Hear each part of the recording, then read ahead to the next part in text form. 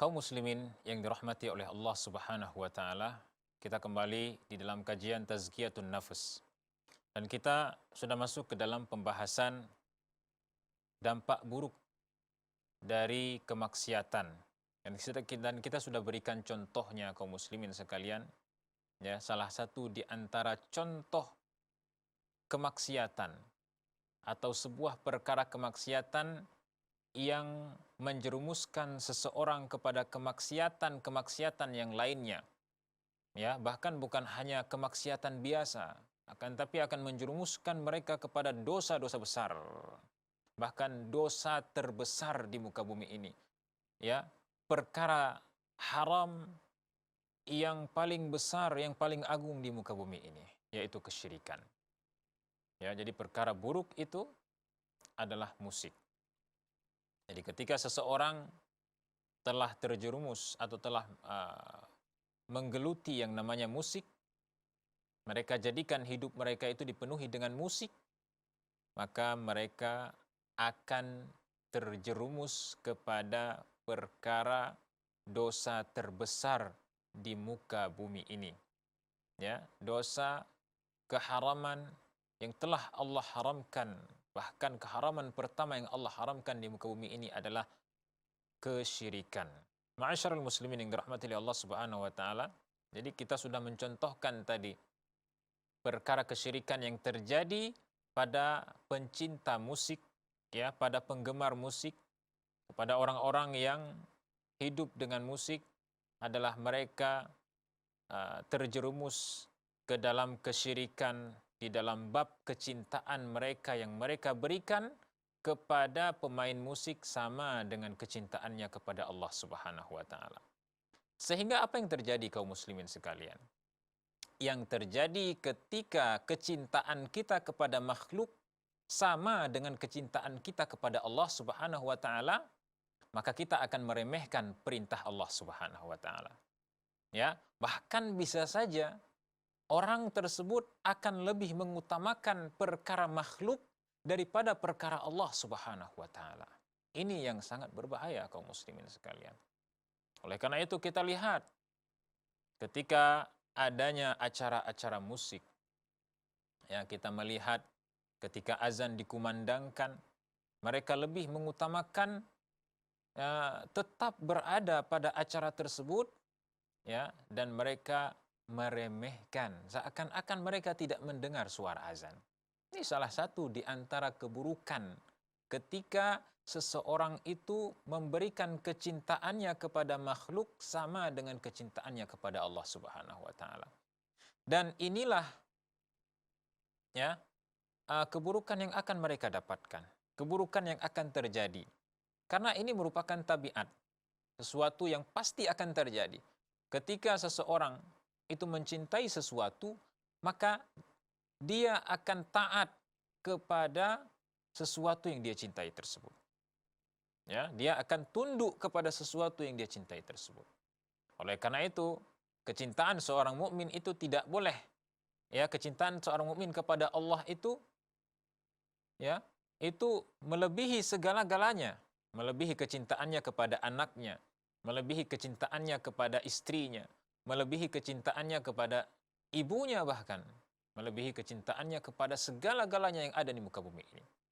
Ya, jadi ketika seseorang itu memberikan cintanya kepada Allah melebihi segala-galanya yang ada di muka bumi ini, maka mereka akan lebih mengutamakan perkara Allah, perintah Allah dibandingkan dengan perintah makhluk.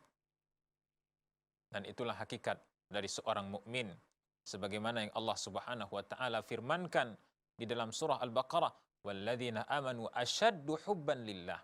Dan orang-orang yang beriman, kecintaan mereka kepada Allah itu lebih besar, lebih dahsyat dibandingkan kecintaan mereka kepada segala sesuatu selain Allah Subhanahu wa taala. Kemudian, kalau kita perhatikan di dalam ayat yang sudah kita sebutkan tadi, sebenarnya Allah Subhanahu wa taala menitipkan sebuah pesan yang agung di situ. Allah Subhanahu wa taala sebenarnya ingin menekankan bahwasanya perkara kecintaan kepada Allah itu berkaitan dengan perkara keimanan. Jadi Allah kaitkan ya keimanan seseorang itu dengan kecintaan kepada Allah Subhanahu wa taala. Ya.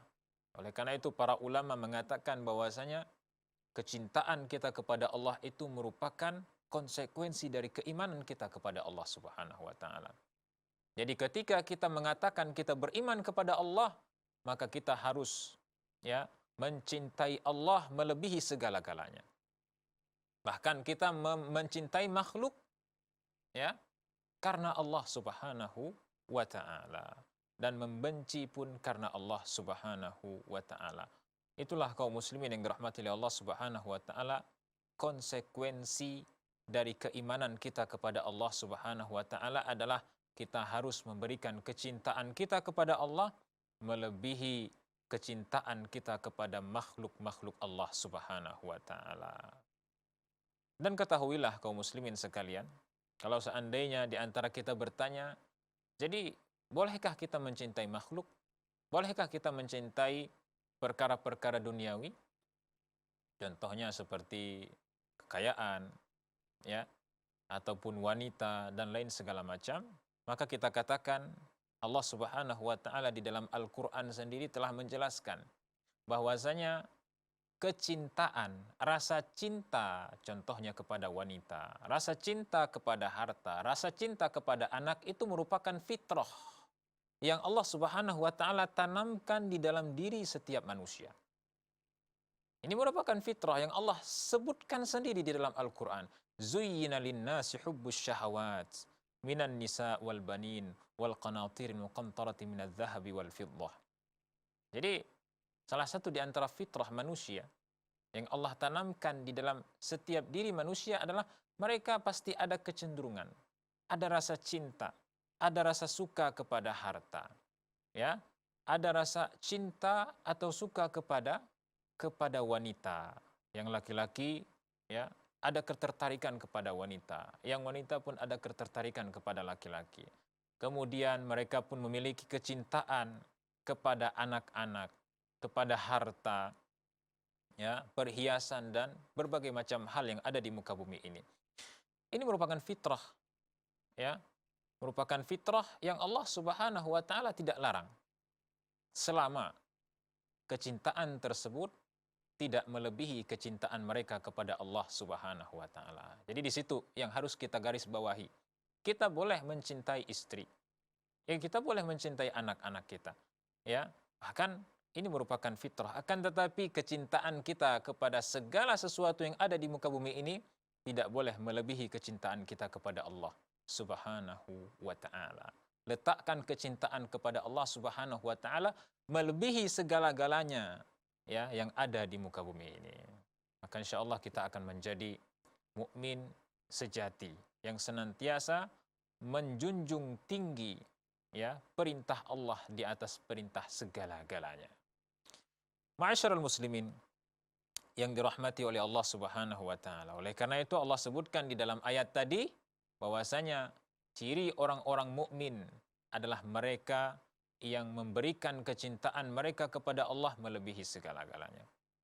Kemudian kaum muslimin yang dirahmati oleh Allah Subhanahu wa taala, setelah mereka terjerumus kepada kesyirikan, orang-orang yang mencintai musik itu pun akan terjerumus kepada al-fawahish.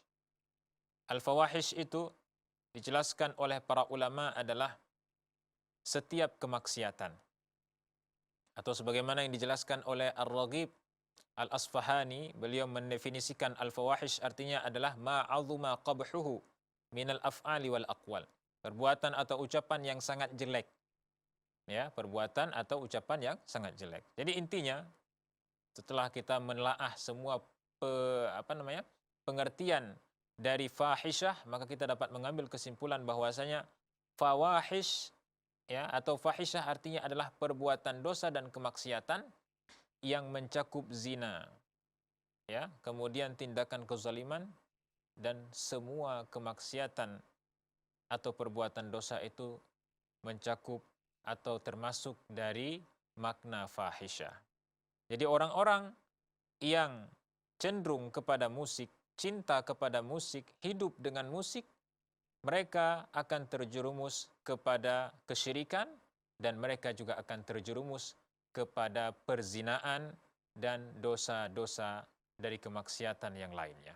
InsyaAllah kita akan kembali setelah jedah yang satu ini.